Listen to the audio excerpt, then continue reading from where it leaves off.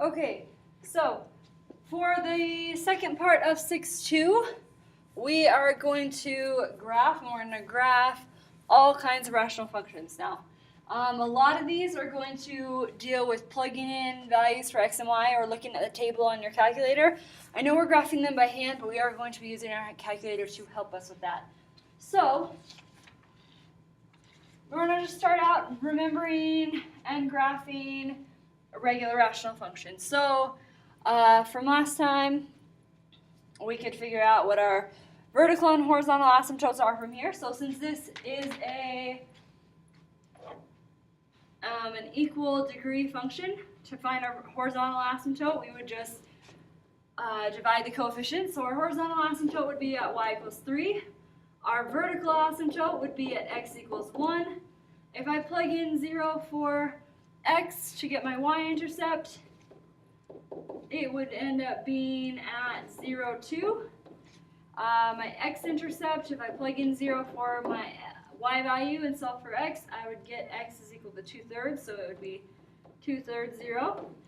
And I'm just going to kind of draw what that gives us and see if we can figure out the rest. So this one's similar to the ones we were doing, so it shouldn't be too tricky. So I have horizontal asymptote at x equals 3, a vertical asymptote at x equals 1, and it goes through the point 0, 2, and goes through the point 2/3, 0. So right there, I guess I'll give it another color. So I know my graph's going to be down here, should look familiar to you. It's going to go like so, meaning that it'll also be up here. I kind of picked that point because it looks like it was just opposite of the one that we had drawn. Like that. Perfect. So there's our graph for that one. So then we're going to get a little bit trickier, a little bit weirder. So when we have more than just a linear rational function, then we're going to start at the same place. We're still going to find any holes, any x and y intercepts, any horizontal asymptotes. So here, I know it's in factor form, but we'll do this first. My y-intercept, if I plug in 0 for all of my x's, I would end up with -3 on top over -1 squared would be 1, and 2 would be 2. 1 times 2 would give me 2. So my y-intercept is 0, -3 halves. And then my x-intercept is, I just have to set my numerator equal to 0 and solve. So that would end up being x equals -3. So x-intercept would be -3, 0. And I would have vertical asymptotes at x equals 1 and at x equals -2. So this is a new graph for us. We haven't had one that had 2 vertical asymptotes that we've graphed, so we're going to do that now. And then this is a bottom-heavy graph because our degree of our numerator is 1, x to the first power, and the degree of the denominator, technically, because of that square, is x cubed. So it is a bottom-heavy graph, meaning that our horizontal asymptote is at y equals 0. And we kind of shouldn't call that a horizontal asymptote, and you'll see why in a minute. But it's an end behavior model. It's what's happening at our end behavior, but not necessarily at the rest of our graph. So I'm going to draw in my asymptotes. So I would have an asymptote at y equals 0. I would have an asymptote at x equals -2 and x equals +1.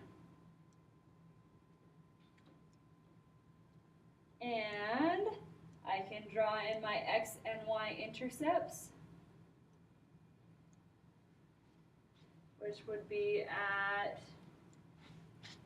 -3, 0, and I'll do those in a different color, and at 0 through -3 halves, so that would be -1.5. And I know that they look kind of weird right now, and you maybe have no idea what's going on.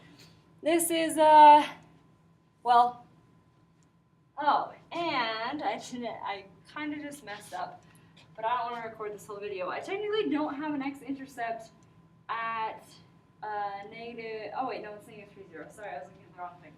Oh yeah, and technically don't have it at negative 3, 0 because I have a horizontal asymptote at y equals 0.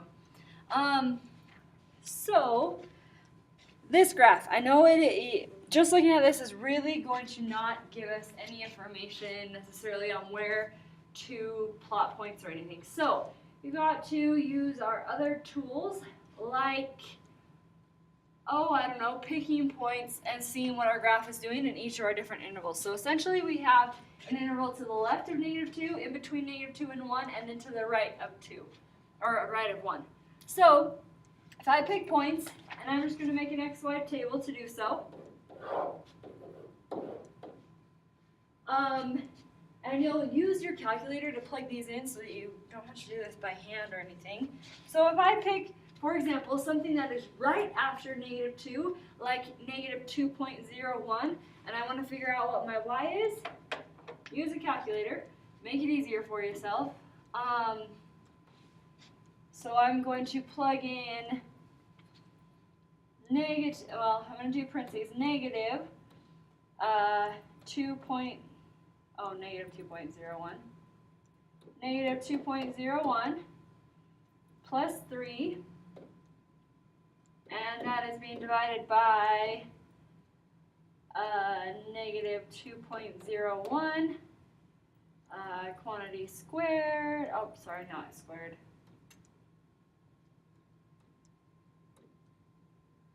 Negative 2.01 minus 1, that quantity is squared.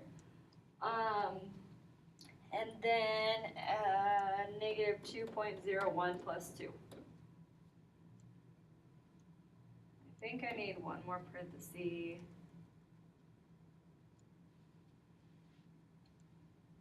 This will be much faster on your calculators.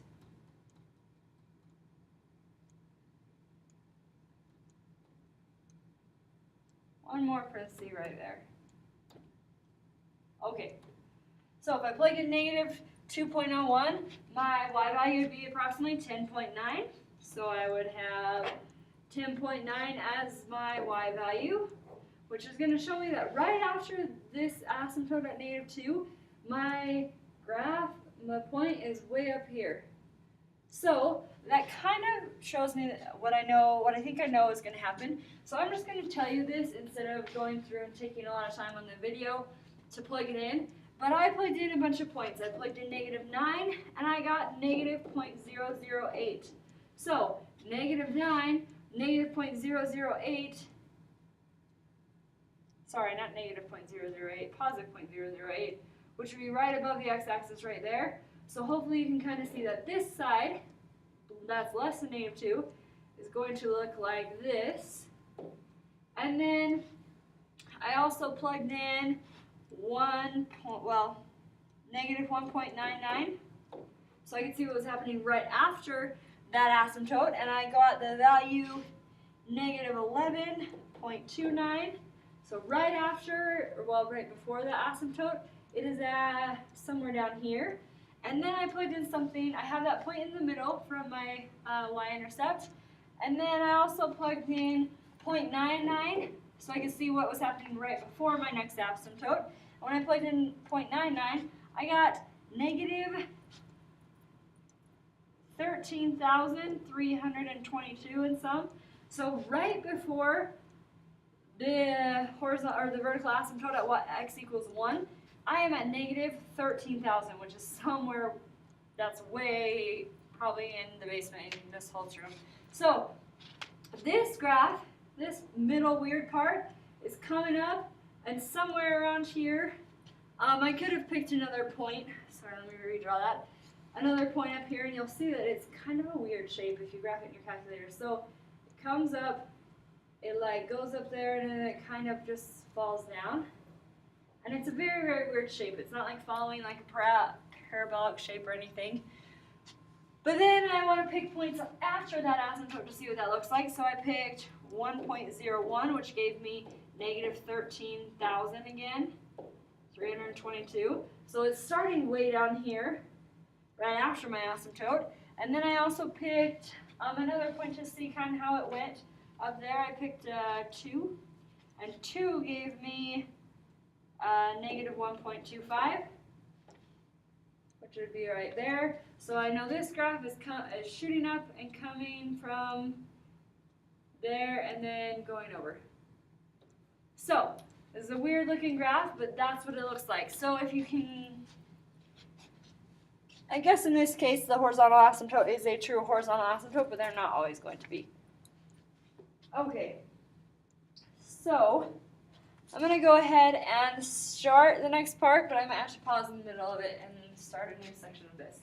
So, non-horizontal end behavior. So if we have a top-heavy rational function, then it has a non-horizontal end behavior. Does that mean as we go to negative infinity and as we go to positive infinity, it does not have, it's not approaching a horizontal line.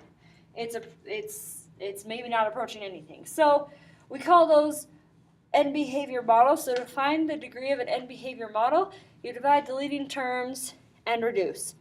So the leading terms of this function will really behave like 3x to the fifth over 2x to the third, because essentially this part of our function is really not going to change our end behavior or change a lot of parts of our graph.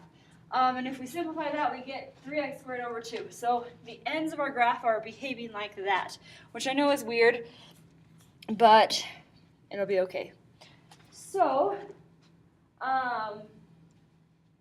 we are going to find asymptotes and behavior models, meaning when we have top-heavy graphs, and holes, and we are going to graph these. And we're going to kind of do it by hand, kind of using our calculator. But I'm actually going to pause here and then start the next video because I think I can do the next one in the same time. So, I'll be right back.